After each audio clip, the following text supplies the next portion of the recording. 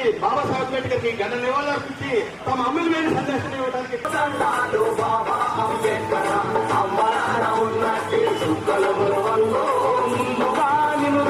పాటలు పాడే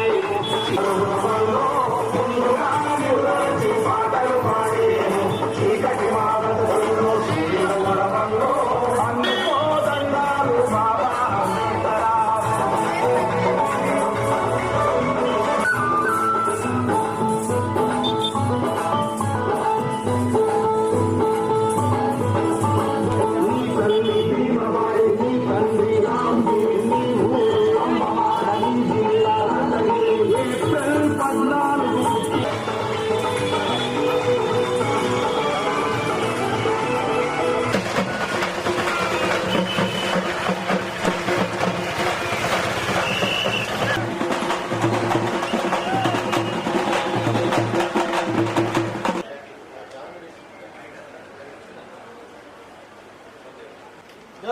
doctor B R Ambedkar doctor B R Ambedkar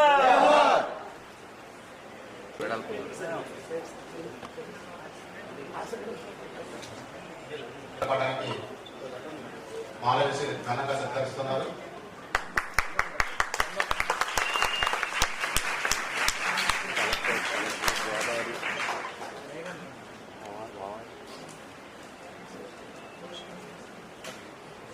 వర్ధిల్లాలి అంబేద్కర్ గారి ఆలోచన విధానం, అంబేద్కర్ గారి ఆలోచన విధానం.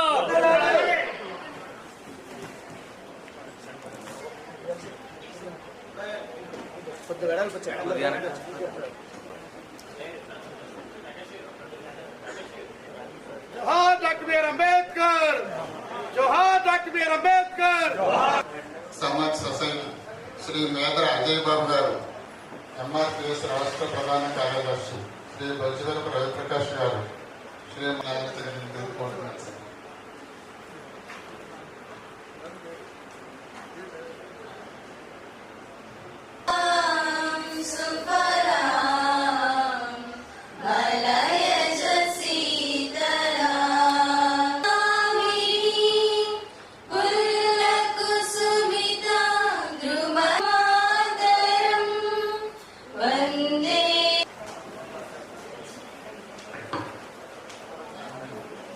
అందుకే దేవుని మీద కానీ మహానుభావుల మీద కానీ ఆధారపడవద్దు.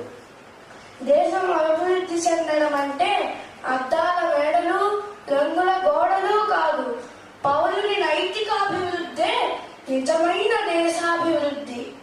ఎంత కాలం బ్రతికామన్నది కాదు, ఎంత గొప్పగా జీవించామన్నదే ముఖ్యం.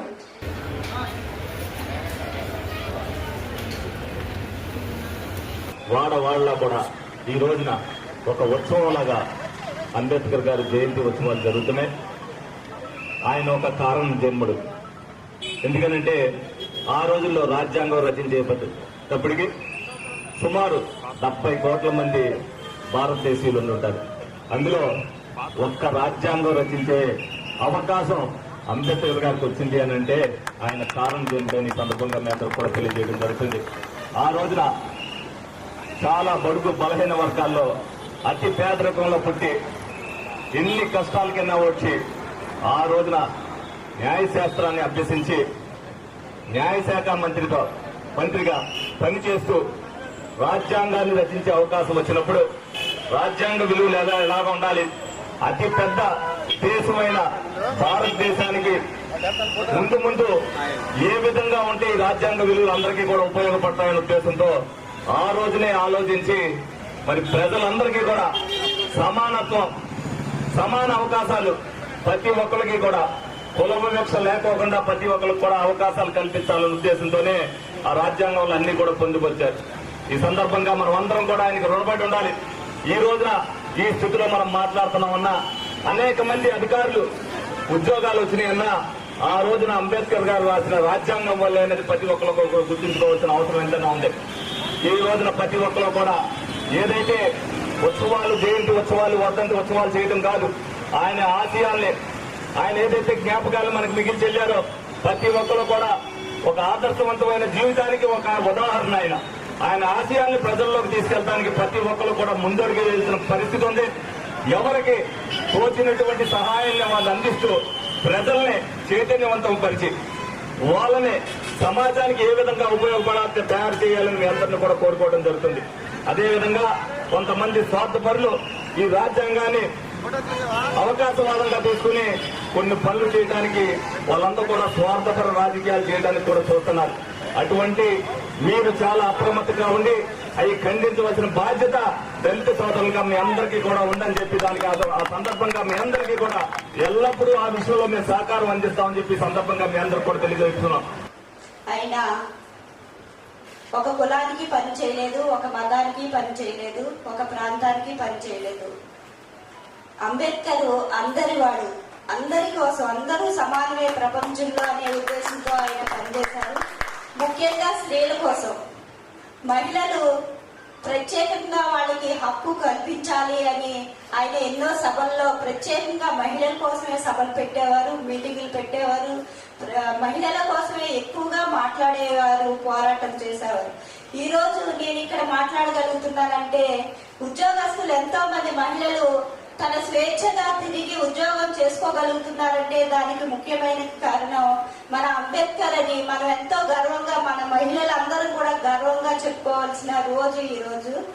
అంతేకాకుండా మరి ఆయన రాజ్యాంగంలో రాసినవన్నీ కూడా కొన్ని వరకే నెరవేరుస్తున్నాయి. ఇలాంటి టైం వచ్చినప్పుడు మాట్లాడుకుంటున్నాం వేదికల మీద, తర్వాత అది యథావిధిగా జరుగుతూనే ఉంది. సంతోషాన్న అన్నట్టు అది ఎక్కడా కూడా జరగట్లేదు. ఎందుకంటే మనం మాట్లాడతాం, వెళ్ళిపోతాం, మళ్ళీ ఎప్పుడు మామూలుగా.